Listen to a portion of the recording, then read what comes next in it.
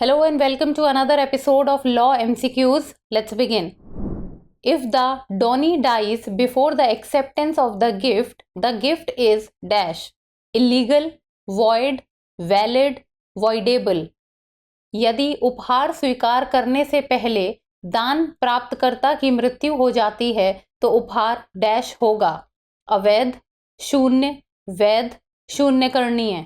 The correct answer for this question is option B void. इस प्रश्न का सही उत्तर है ऑप्शन बी शून्य. If the donee dies before acceptance of the gift, it is deemed void. A gift is defined in section 122 of the Transfer of Property Act 1882. यदि उपहार स्वीकार करने से पहले प्राप्तकर्ता की मृत्यु हो जाती है तो इसे शून्य माना जाता है. बता दें कि उपहार को संपत्ति हस्तांतरण अधिनियम 1882 की धारा 122 में परिभाषित किया गया है. Next question. What does pleading consists of? Plaint and written statement, affidavit, order of court, decree of court. अभिवचन में क्या शामिल है?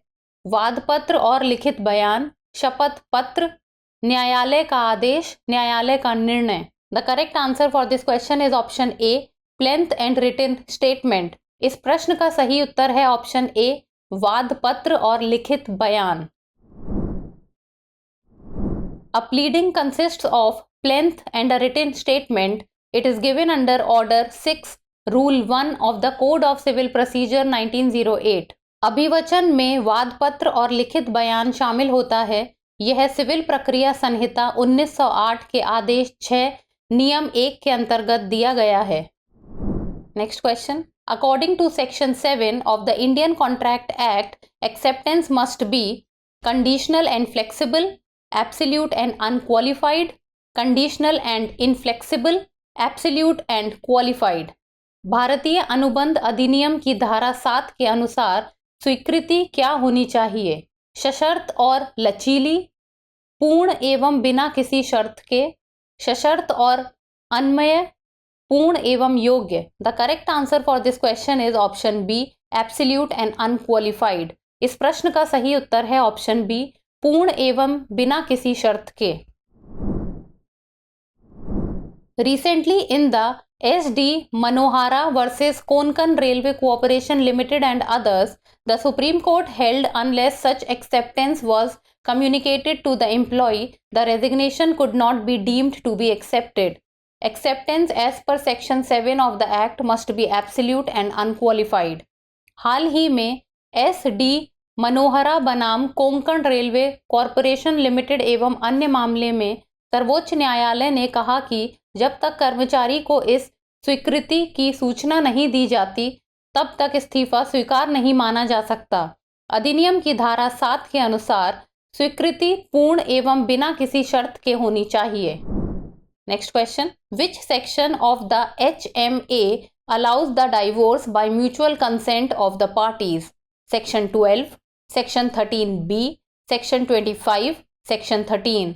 HMA की कौन सी धारा पक्षों की आपसी सहमति से तलाक की अनुमति देती है? धारा 12, धारा 13B, धारा 25, धारा 13.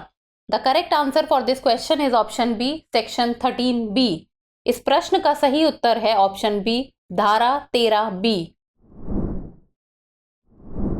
Recently in the Srimati Pinky versus Pushpendra Kumar case, the Allahabad High Court ruled the family court cannot grant divorce based only on earlier consent given at the time of filing the divorce petition if the consent was withdrawn at a later stage in the divorce proceedings.